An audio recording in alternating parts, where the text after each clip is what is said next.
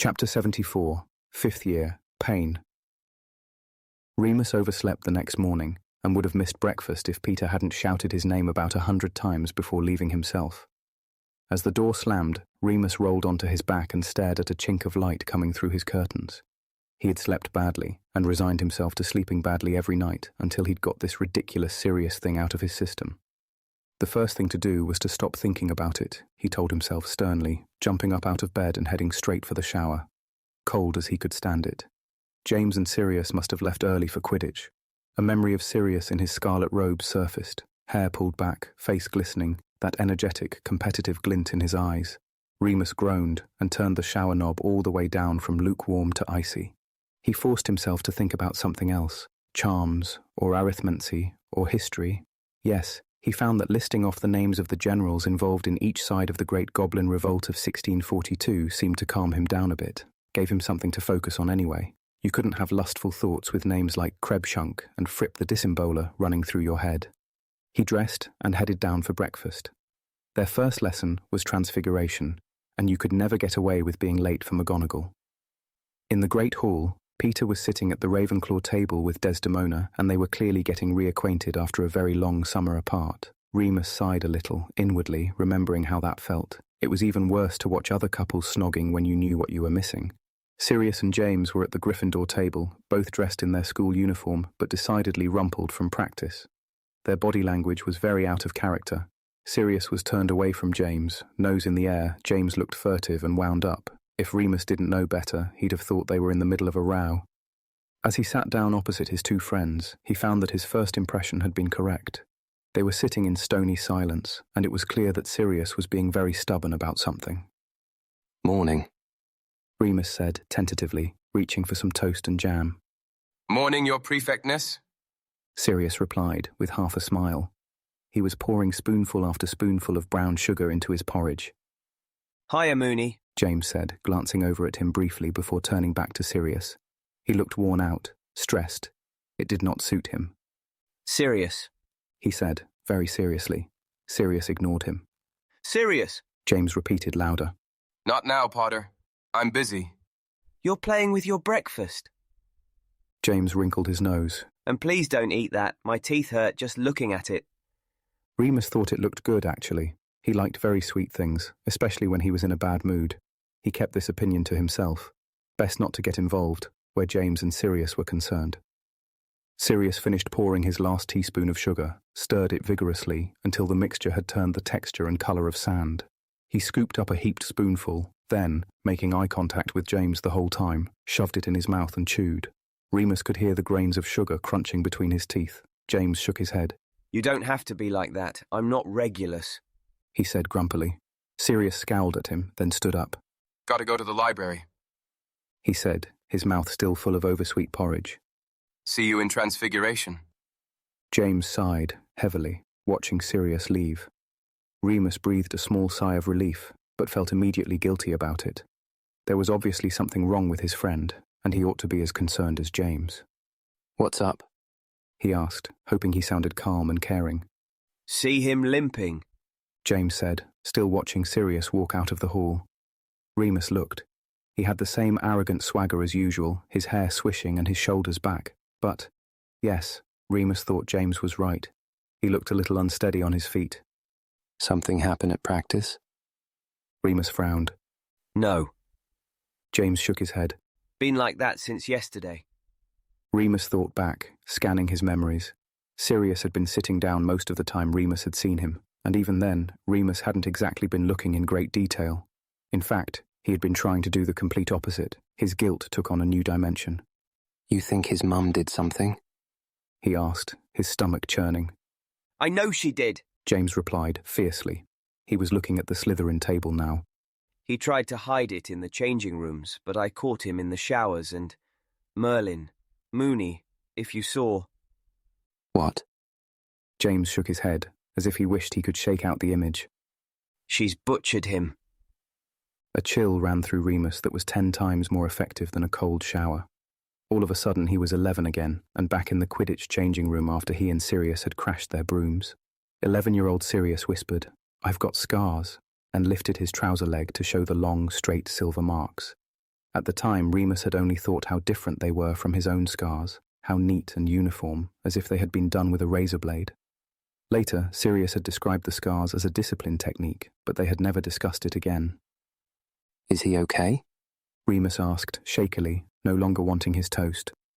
He says he is, James replied. but he won't. He won't talk about it, or say anything. Ugh, I shouldn't have brought up Regulus like that. He's just so bloody stubborn. What can we do? Remus worried. He can't go back there, it's not right. Can your family do something? They tried last summer, James said sadly. but no joy. If I can get him to go to someone, Dumbledore or even Madame Pomfrey, if they could see what that old bitch does, maybe we can get him out. He won't, though. Remus sighed. Sirius would never show weakness like that. Can you try, Moony? James asked, desperately. He won't talk to me, but sometimes you can sort of shock him into it. Me? Yeah, you know, I think he listens to you sometimes. He always wants to impress you. Oh, why did James have to say a thing like that? They went to Transfiguration and found Sirius already there, studiously ignoring them. It was the same story for the rest of the day. Even at lunchtime, Sirius engaged Mary and Marlene in conversation before James or Remus could get a word in.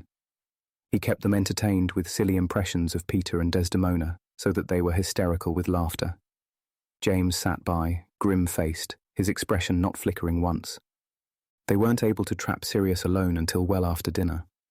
Peter was once again conspicuously absent, and Remus found that he and Lily were off rotation for patrol that evening. They caught Sirius exiting the bathroom, and James stood in front of the door so he couldn't escape into the common room. Remus decided to go for the direct approach.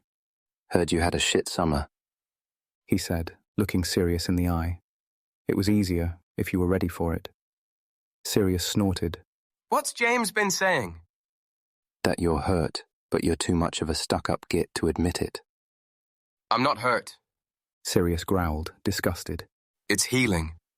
This morning you were bleeding, James said angrily, clearly at his wit's end. What? Remus said, alarmed. God, Sirius, you have to go to Madame Pomfrey. And have the whole school know how my mother likes to amuse herself?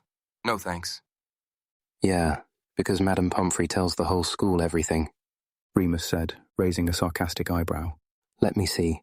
No, Godric, you're worse than Potter. Come on, I've shown you mine. Remus caught his eye again and held it. He saw Sirius calculating, weighing up the benefits, then slowly relenting. I don't want James to see, he said, looking down, embarrassed. Remus turned and looked at James, whose shoulders slumped a bit with disappointment. Still, stoic as ever, he nodded and promptly left the room. Remus felt very vulnerable now, being alone with Sirius.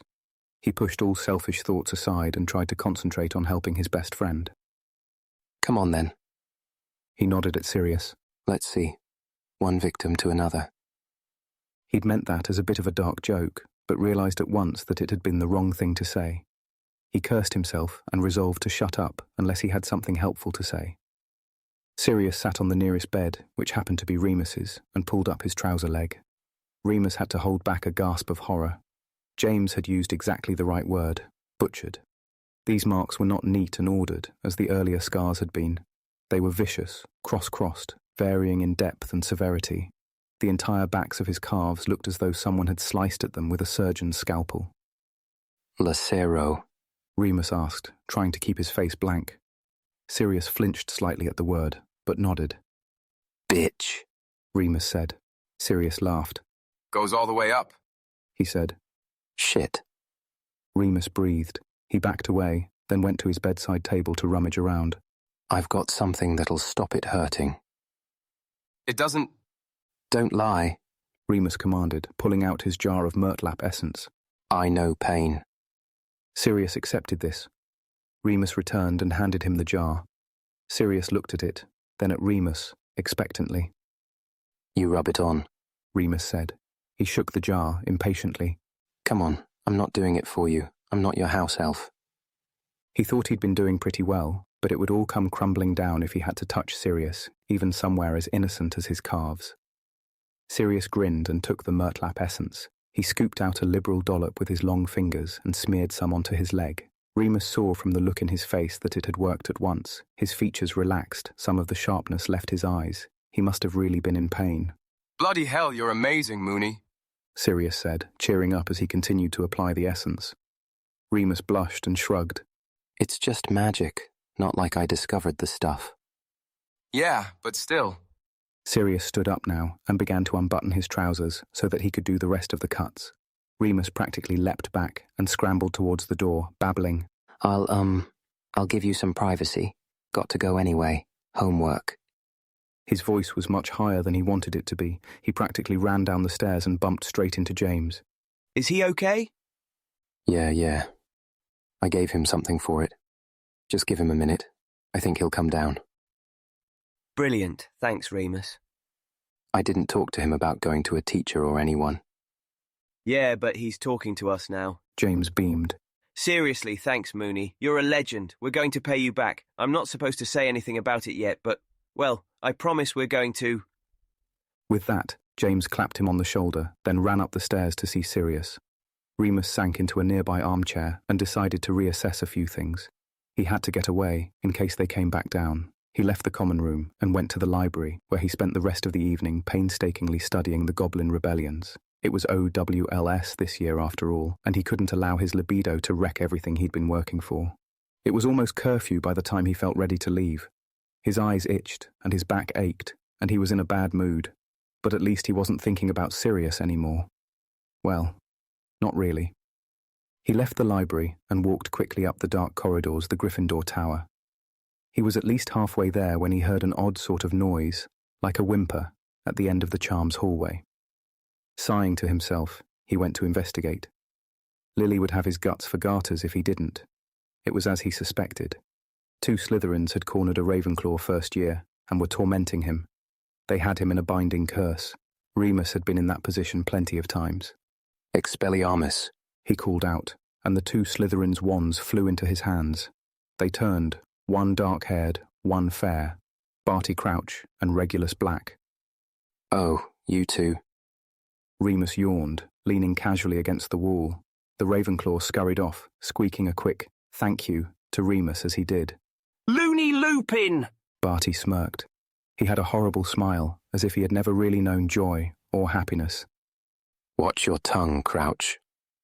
Remus hissed, then shot a curse at him.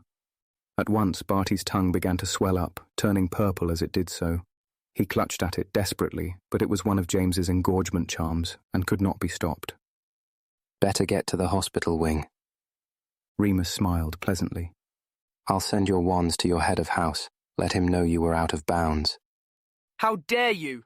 Regulus seethed, marching over to Remus. He was much shorter, almost the same height as Sirius, but it didn't stop him squaring up to the 5th year. The summer had clearly treated Regulus poorly too. He was paler than ever, his eyes dark and hollow. Filthy half-blood scum, you might be a prefect, but you're still just a cowardly, dirty... Cowardly, am I? Remus saw red and dropped both wands, instead using his hands to ram Regulus up against the wall by his neck. The younger boy's head hit the brick wall, and he blinked, genuine terror showing in his face. Remus didn't care. In fact, it was perfect.